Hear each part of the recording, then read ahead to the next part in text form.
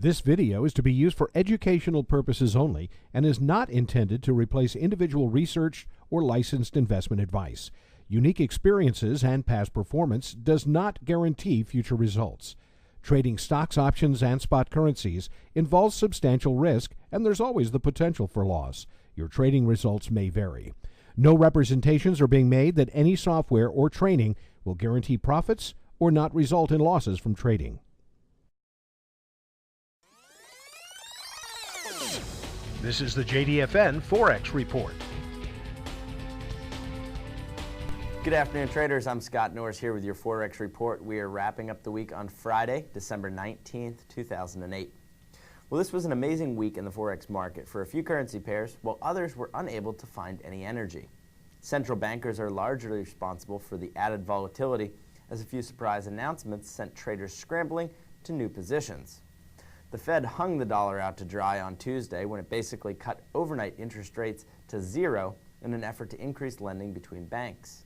The central bank also said it would buy troubled assets with its own money, much like the Treasury was supposed to do with the TARP.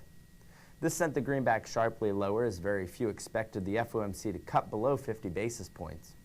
The euro benefited the most from the Fed's announcements because the Eurozone has the highest interest rates among G7 nations, and the ECB recently indicated it will not cut again in early 2009. However, it was only a couple of days of the euro-dollar gaining at a record pace before the ECB made an announcement to discourage the purchase of euros. Meanwhile, traders were punishing the pound sterling on speculation it would be the next bank to cut interest rates to zero as the UK economy spirals lower. The BOJ threw its hat in the ring on the back of extreme yen strength and said it was prepared to intervene in the currency markets to stem the currency's rally. All of the other news and economic data seemed irrelevant amid the central bank speak that truly ruled Forex trading this week. Now to the big picture. Most economies around the world are in more pain than they expected they would see just 6 or 12 months ago. Equities markets have managed to find their footing, at least temporarily, but U.S. Treasuries continue to tell a story of fear. Investors are willing to lend money to our government for almost nothing just to feel safe at night. This sounds like a time when economic recovery may be a long way out. Knowing this, the Fed may be the smartest of the bunch in taking rates to zero first. The really difficult part for Forex traders is gauging from week to week whether low rates or high rates are preferred. Obviously, traders were after high yields this week. Big picture, however, that doesn't seem likely. After all, we expect to see a recession last throughout 2009, and the Fed already told us that rates will stay near zero for a while.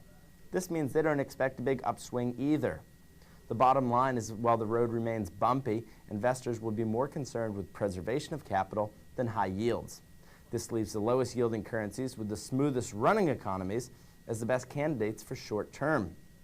Quick rallies in the high yielders may represent better shorting opportunities than anything else.